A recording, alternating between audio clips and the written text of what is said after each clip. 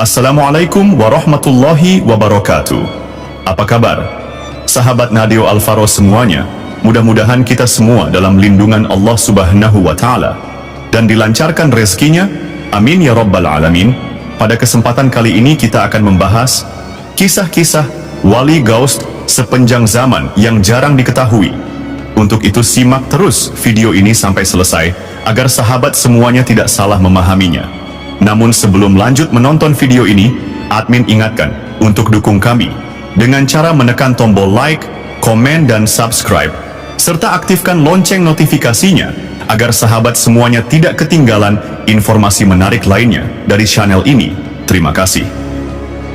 Sahabat Nadio Alvaro yang dimuliakan Allah, bayangkanlah dalam sunyinya malam yang kelam ketika seluruh kota tertidur, ada satu jiwa yang sedang berdiri di atas sajadahnya. Air matanya jatuh membasahi bumi, tapi suaranya hanya menggema di langit. Ia tidak dikenal di bumi, tapi seluruh malaikat mengenalnya.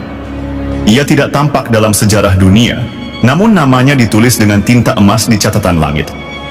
Dialah Wali Gaus, sang penopang bumi, pemimpin para wali di masanya, dan satu-satunya ruhani agung yang menjadi poros pertolongan Allah untuk seluruh makhluk. Dalam kitab-kitab tasawuf klasik, disebutkan bahwa di setiap zaman, hanya ada satu orang yang diangkat oleh Allah dalam makam Gaus, dan bumi ini tidak akan pernah kosong darinya.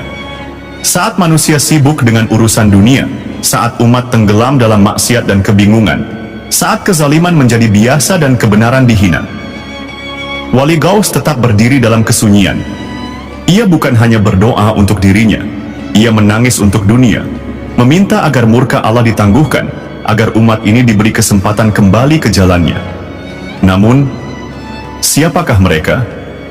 Apa kisah di balik tirai gaib para wali ini?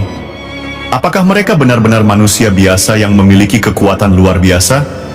Sebagian dari mereka muncul di waktu genting, menampakkan karomah yang luar biasa, lalu lenyap kembali ke balik tabir. Ada yang berjalan di atas air, ada yang memerintahkan hujan, ada yang doanya membuat pasukan musuh bubar tanpa perang. Namun ada pula yang hidup begitu sederhana. Tak ada yang tahu bahwa ia adalah kekasih utama Allah pada zamannya. Dalam segmen ini, kita akan menelusuri kisah-kisah langka dan mendalam dari para wali gaus yang tercatat dalam riwayat para ulama sufi.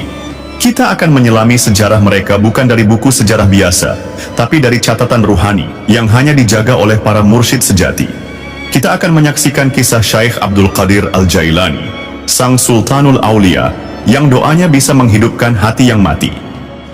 Kita akan membuka cerita tentang Wali Gaus dari Yaman, yang bisa berpindah tempat hanya dengan menyebut nama Allah. Kita akan menelusuri jejak Wali Gaus dari Hindustan, yang dikenal hanya oleh kalangan tarekat tertentu, tapi setiap ucapannya menembus langit. Bahkan kita akan mengungkap kisah rahasia dari Wali Gaus yang diyakini pernah hidup di tanah Jawa, yang membungkus karomahnya dengan kesederhanaan dan kepolosan. Ingatlah, kisah mereka bukan hanya untuk dikenang, tapi untuk menghidupkan kembali hati kita yang mulai layu. Karena di balik cerita-cerita ini, tersimpan pelajaran tentang kesabaran, keikhlasan, dan keagungan cinta seorang hamba kepada Tuhannya. Cinta yang begitu dalam, hingga Allah pun memilih mereka menjadi pelindung umat. Dalam diam, dalam senyap, dalam cahaya yang tersembunyi. Maka bersiaplah, wahai pencari jalan Allah. Segmen ini akan membuka matamu akan kenyataan besar yang sering tersembunyi dari mata dunia. Inilah kisah para wali yang tak butuh pujian, tapi menjadi sebab turunnya rahmat ke seluruh penjuru bumi. Kisah-kisah Wali Gaus sepanjang zaman. Sebuah perjalanan spiritual melintasi ruang dan waktu, menuju jantung dunia kewalian yang paling tersembunyi. Berikut adalah beberapa kisah para wali gaus dari masa ke masa yang menjadi cahaya bagi para pencari hakikat. Yang pertama, Syekh Abdul Qadir Al-Jailani, Wali Gaus Baghdad. Beliau adalah salah satu figur utama dalam dunia tasawuf yang diakui sebagai wali gaus di masanya. Lahir pada tahun 470 Hijriah di Jilan, Persia, dan wafat di Baghdad pada tahun 561 Hijriah. Namanya harum sebagai pendiri tarekat Qadiriyah dan dikenal sebagai Sultanul Aulia, rajanya para wali. Syekh Abdul Qadir memiliki karomah luar biasa, bahkan sejak masih dalam kandungan. Diriwayatkan, ketika ibunya berpuasa, janin dalam perutnya ikut berpuasa juga. Sejak kecil, ia dikenal tekun, sabar, dan senang beribadah. Salah satu karomah masyhur beliau adalah mengetahui isi hati para murid dan tamu yang datang. Bahkan ada kisah, ketika seseorang datang dari jauh dengan maksud buruk, Syekh Abdul Qadir langsung menyebutkan niat orang itu tanpa ia mengucapkan sepatah kata pun. Ia juga pernah berkata di hadapan banyak orang, "Kakiku berada di atas leher seluruh para wali." Pernyataan ini bukan kesombongan, tetapi pengakuan atas perintah Allah yang diucapkan dalam kondisi spiritual tertentu.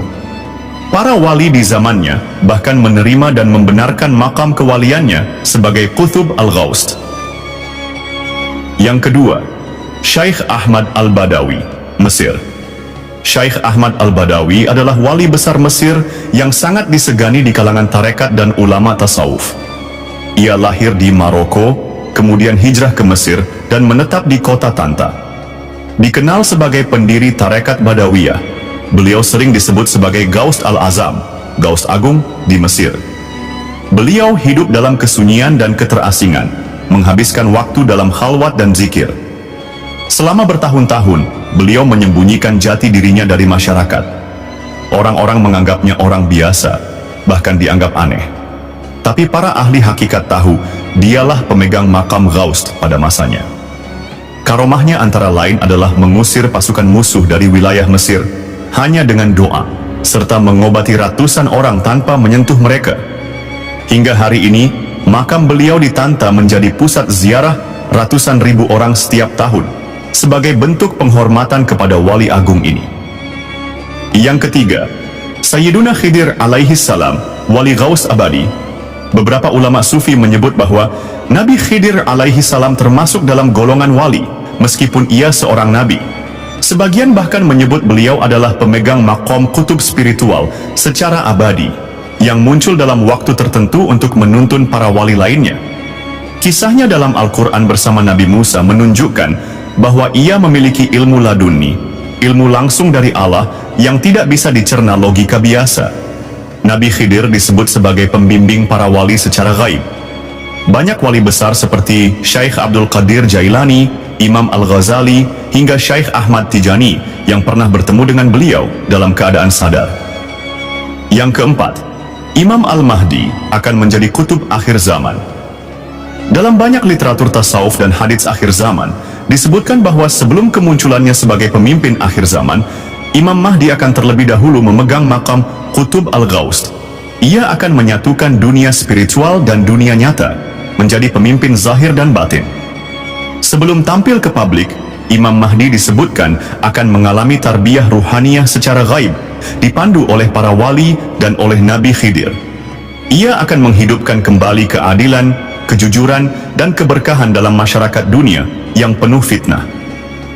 Makam Ghaus akan berpindah padanya, dan seluruh wali di zamannya akan berada di bawah pimpinannya, termasuk Sayyidina Isa alaihi salam yang akan turun dan membayatnya. Yang kelima, wali Ghaus dari Nusantara. Misteri yang tak tersingkap. Di tanah Nusantara pun dipercaya ada wali Ghaus yang pernah hidup. Namun karena makom ini sangat tersembunyi, tidak ada catatan resmi yang menyebut nama mereka secara pasti. Beberapa ulama menyebut bahwa Sunan Kalijaga atau Syekh Siti Jenar, meski kontroversial, pernah mencapai makam ruhani yang sangat tinggi. Namun hanya Allah yang tahu siapa yang benar-benar memegang makam kutub. Ada pula kisah dari ulama tarekat di Sumatera dan Jawa yang mengatakan bahwa ada wali Ghaus yang tinggal di pedalaman, hidup dalam kesunyian, tidak dikenal masyarakat, namun menjadi penjaga spiritual kawasan tersebut dari bencana dan fitnah. Sahabatku yang sedang menapaki jalan kebenaran, kita baru saja menelusuri kisah-kisah agung dari para wali Ghaus. Sosok-sosok langka yang tidak hanya menjadi poros bumi, tapi juga menjadi mercusuar cahaya di tengah gelapnya zaman. Kisah mereka bukan hanya untuk dikagumi, melainkan untuk dijadikan cermin bagi diri kita sendiri. Apa yang menjadikan mereka mulia? Bukan pakaian mereka, bukan kekuasaan mereka, tapi ketundukan total mereka kepada Allah. Mereka merendah hingga tak terlihat, namun justru diangkat ke langit tertinggi karena kerendahan itu. Wali Gaus bukanlah gelar yang dicari, ia adalah makam yang dipilihkan oleh Allah bagi hambanya yang sanggup memikul beban rahasia takdir dunia. Mereka menangis bukan karena lemah, tapi karena mereka tahu betapa beratnya memikul amanah langit. Mereka tertawa bukan karena dunia, tapi karena mereka telah melihat betapa kecilnya dunia dibandingkan keabadian. Mereka tak menonjol, karena mereka telah menghapus dirinya sendiri, agar yang tinggal hanya Allah dalam hati mereka. Satu hal yang harus kita pahami bersama, Wali Gaus tidak mencari pengakuan. Mereka tak dikenal oleh manusia biasa, bahkan para wali lainnya pun seringkali tidak mengetahui siapa kutub di zamannya. Hanya wali-wali di tingkatan tinggi yang bisa melihat siapa kutub melalui ilham atau mukasyafah. Dalam satu atsar disebutkan, salah satu tanda wali sejati adalah ia tidak tahu bahwa dirinya wali. Namun Wali Gaus adalah pengecualian. Ia mengetahui makomnya karena ia menerima tugas langsung dari Allah melalui malaikat atau ilham yang sangat jelas. Kisah para Wali Gaus bukanlah cerita khayal, tetapi bagian dari kekayaan spiritual Islam yang diwariskan dari generasi ke generasi oleh para ulama dan ahli hakikat. Mereka adalah orang-orang yang hidup dalam diam, bekerja dalam sunyi, namun memikul beban semesta atas izin dan rahmat Allah. Semoga kita diberi taufik untuk mencintai para kekasih Allah, dan semoga Allah mempertemukan kita dengan mereka, baik di dunia maupun di akhirat. Amin ya Rabbal Alamin. Terima kasih sudah menonton video ini sampai selesai. Mudah-mudahan bisa bermanfaat dan menambah ketakwaan kita kepada Allah Subhanahu wa Ta'ala. Sampai jumpa di video berikutnya. Wassalamualaikum warahmatullahi wabarakatuh.